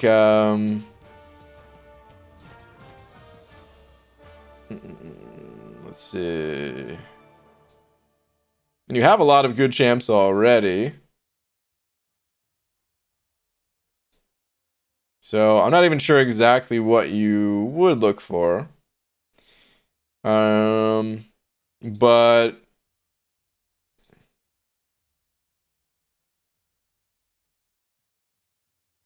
feel like Mutant could be good. Because you could look for Magneto, Apocalypse, you know, Namor. Like that's what I mean by like clusters of champions. But like whatever you're focused on next, let's say you're doing the variants. Whatever variant you're working towards next, let's just say you need like some more villains or something like that. You know, pop open the crystals that'll give you a higher chance at getting some good villains. And just like keep approaching it that way. If it's a variant that has class type restrictions, of course, you know, pop open the crystals that have those class type restrictions. But your roster's in a good place where like you don't necessarily need to. You don't really need my advice to tell you to like to stick with one class type. You can kind of play with it, and just if you feel like, you know, jumping ship and looking for a different champ from a different class type, okay, you know, pop open those crystals and go for like a few of those champs. Again, don't get too caught up on any one champ. The only time that I think that it's more okay to do that, well, a couple situations. Number one, you literally have like almost every single champion in the game. Or number two, there's a champion that's just so important, like Aegon was for the Abyss. Where at that point, then, like, yeah, I mean, you going for one champ, it becomes worth it because the value there is so high, you know. Any new account challenge planned? I got to look at the side quest for this month still. I wasn't too blown away by what I haven't really looked at all the rewards, but it didn't seem like it was anything too mind-blowing, so probably not, but we'll see. Brian, Guillotine 2089 has a sneaky useful awakening. You are to just nod your head in agreement. Okay. Who do you feel the same about? Who would I feel the same about? I honestly, Magneto is the first one that comes to mind. Maybe it's just because I just mentioned Magneto a second ago, but a lot of people say Magneto doesn't need to be awakened, and I agree, he doesn't need to be awakened, just like Guillotine 29 doesn't need to be awakened. But it doesn't mean the awakened ability isn't really good. And I think like crit resistance is highly underrated in this game.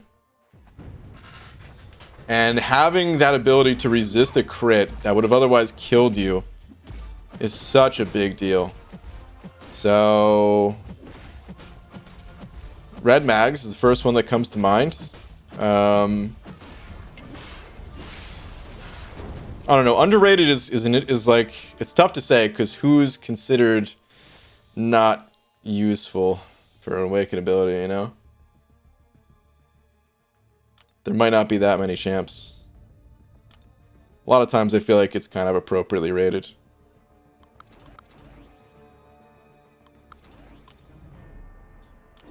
GG, watched your video on the Suicide Mastery setup. Thanks for the help. Do you still run Suicides? No problem, man. Glad you found the info useful. I do still run Suicides. It's just I don't run them all the time. Right now, like, all right, let me put it this way. Masteries, I probably said this in the video, but in case I didn't. Masteries, it's all about the champions that they're just there to enhance your champions. So whatever your top champions are, you know, it helps to run masteries that will work best for those specific champions. And the champion that I end up using the most today is Torch. And Torch, he does not work well with Suicides at all. No immunities, and his incinerates, they get completely cut off when you have bleeds on you, pretty much. They have a much shorter duration. So yeah, he's like one of the worst champs to be running Suicides with, unless you also want to pair him alongside like Fury and Goldpool or something like that. But So right now, you know, it's been months since I was running suicides regularly. I used to run them just every day. Nowadays, though, I'll still turn them on when I'm doing like big arena grinds or for certain specific pieces of content where I am using those very suicide-friendly champs. But there'll always be times where I turn them back on. And eventually, I would not be surprised if I got to the point in my roster where my top champs are once again like all suicide friendly and I turn them back on. GG, here's some sort of inside information for the next side quest. Bosses will be Dragon Man and Iron Fist. When like the next chapter of the event of the side quest or something like that. Okay, I haven't even done the first chapter of the side quest, but appreciate the info.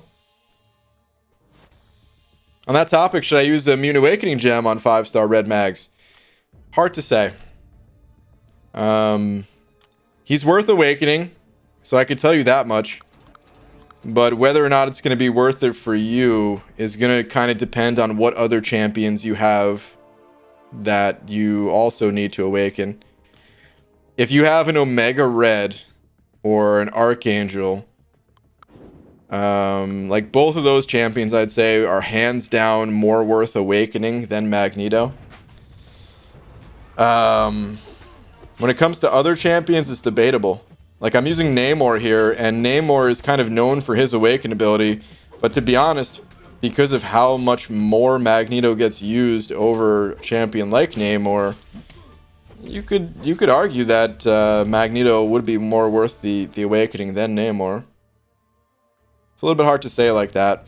But if you don't have any other champs that you're currently like debating on awakening, then yeah, Magneto's a good one to awaken.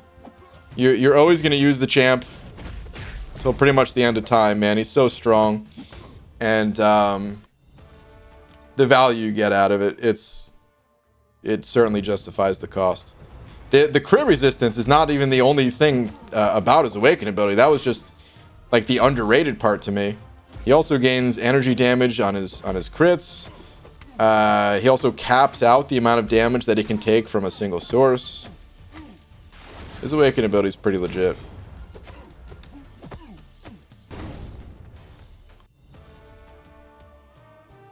To be fair, I said sneaky useful. I feel like underrated is a bit different. Oh, you did say that, didn't you?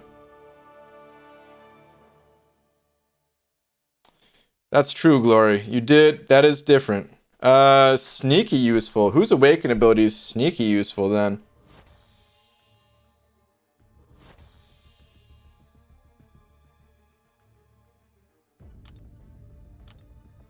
Huh.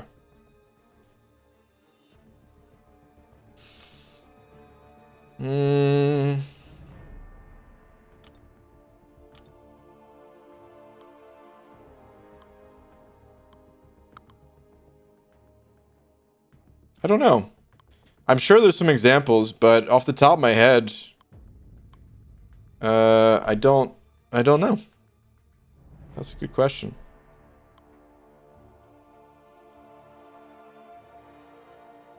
Yeah, I don't know. There has to be some though that are just not coming to me right now. Like, doesn't need it, but if you have it, nice. Yeah. I'm trying to think of a champ that like their awaken ability almost never comes into play. But then there's that one time where it just saves your ass and it's like amazing or something. You know? Maybe Claire. But I've never even had that situation. I've never even experienced that situation. I've never had her awaken ability do anything for me ever in all of existence. So I don't know. BGA found a new bug in game. Ebony Maw is crashing the game. Probably will see by special 2. I just used Ebony Maw in the arena a little while ago. I don't remember if I used the special 2 or not. I feel like I did. Anytime you find a bug, though, make sure to try to report that to Kabam so they can fix it. If possible. Send them a clip on the forums, in the bug section. I think red mags would still count as a sneaky useful awakening then. I don't know if it would. Either way, it's a damn good awakening ability, which is all that really matters. Mags is more of a utility awakening, whereas Namor is a prestige and utility. Mags doesn't need it per se, but it's useful. Namor needs it, but at high sig and has prestige. Mega res utility. Yeah, I mean prestige. I don't even think people should be thinking about prestige for 5 stars though. Prestige for 5, like if you think about prestige as for at a 5-star level, you're gonna have lower prestige than if you didn't think about it. Just because it might restrict the content you're able to do, and then if you just focus on clearing content, then you'll more quickly get to Thronebreaker and beyond, and really get all of the champs and materials that you need to get like crazy levels of prestige. Invisible Woman, straight up. Is their awaken ability good? I don't even know what it does. GG, since you were just talking about mutant champs, who is better in your opinion, Omega or Archangel? They have different uses entirely, man. I think overall, Omega Red covers the most ground in this game, but there's no sense in calling one better than the other. You want to use them for different things. That's why I always refer to the champs as tools, like what's better, a hammer or a wrench? Whatever you need for the job. In any case, I just used a 5-star mutant gem. Why do I feel so dirty using them when I have 3 generic and one of half the classes? Funny how that works. Dude, Glory, yeah.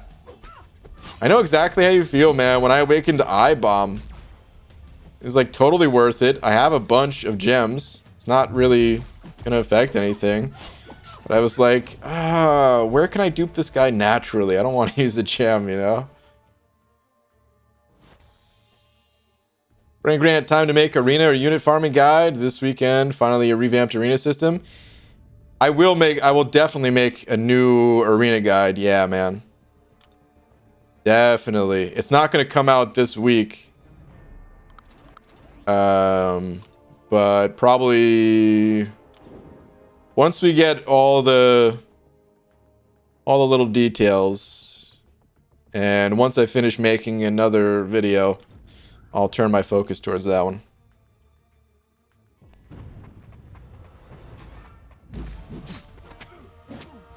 Got a bug, game crashes every 5 minutes. Is it the same thing that crashes at every 5 minutes, or is it just crashing every 5 minutes just because? Lots of people's games are crashing. 5 minutes, that's really fast. Normally I can play for like an hour before it happens. But yeah, the game ain't so stable at the moment. Hopefully Kabam can fix it once and for all. It's been like this for kind of a while. New style arena starts Thursday, right? Yep. GG, what is your next Karina challenge? Sunday, I'm going to be doing the Inhuman one.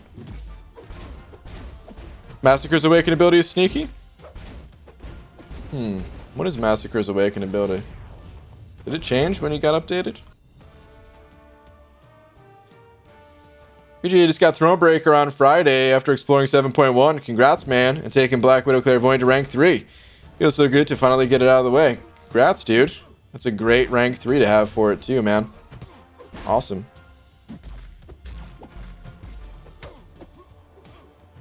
There he is. Okay, all attacks. If opponent has 0 incinerate debuffs. He has increased combat power rate, increased critical rating. But don't you want the opponent to have incinerate debuffs? So, is this actually good?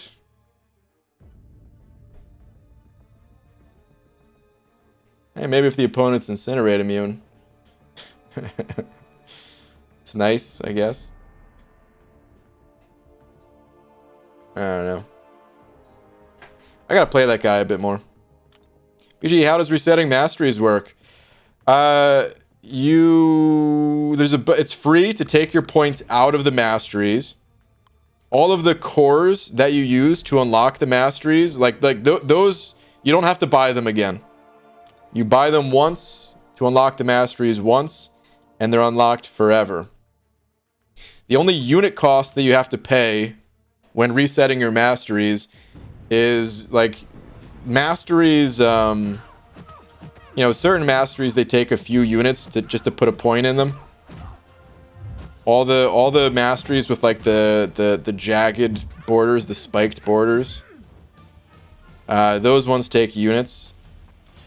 And if they're like the silver spiked borders, they take 2 units per rank up. Like multiplied by the rank kind of thing. But yeah, that's it, man. You don't have to buy the mastery cores again if that's what you're curious about. It's really good. Lets you ramp up normally by not hitting their block. Is it really good, Mike? Okay. GG, questions. Do you know which mini boss for map 7 is tomorrow? No, I don't think we know that stuff until it comes out. It's our alliance's first time running it. Good luck to you guys. But yeah, I don't think anyone knows until it actually comes out. I could be wrong in that, but pretty sure that's how it works. How good is Squirrel Girl? Oof, almost good enough. That's how good she is. That's how I describe it. I like Squirrel Girl. I think she's cool, but she's just not quite good enough. So close. BG, how often do you play MCOC? I can't remember the last time I wasn't playing MCOC. Like I play at least 26 hours a day. Give or take.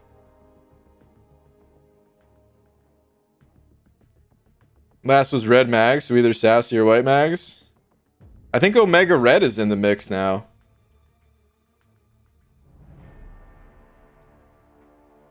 I don't really even know, man. I'm sorry. I wish I do. I wish I had the info on that. But I pay such little attention to Alliance Quest that I don't even know.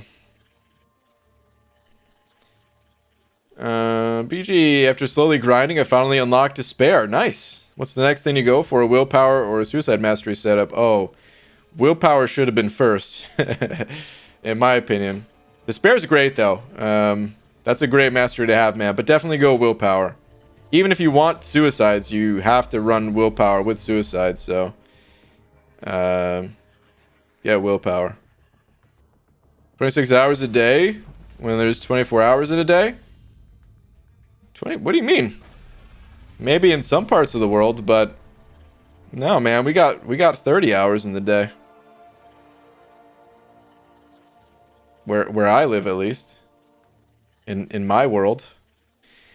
I think that with the number of basics you've opened from shards since the feature became available, you would have had a very decent shot at pulling SS from it. Changed my mind.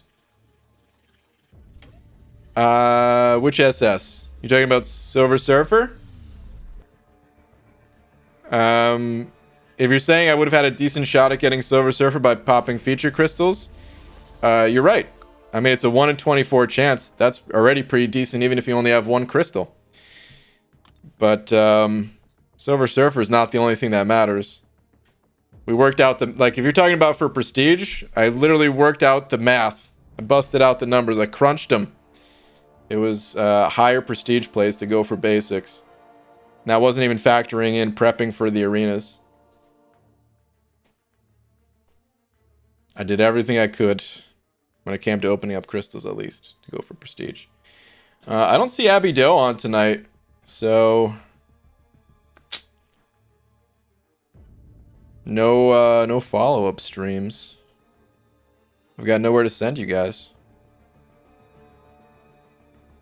Best champ is 6-star Gambit, so everything else... So everything usually dies after special 3.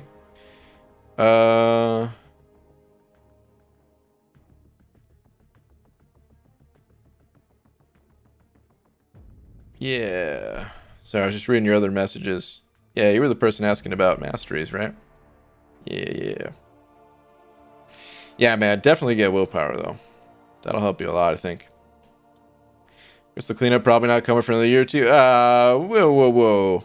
Maybe, like, the next crystal cleanup, if someone's asking, maybe towards the end of the year, and if not, then, yeah, early 2022. Oh, Abby Doe is in here. Give me like 3 seconds. Oh, there we go. And no fall staff, no Abby Doe. This some bull. I know. Glory. Brian, looks like Abby Doe's on. Or he's getting on.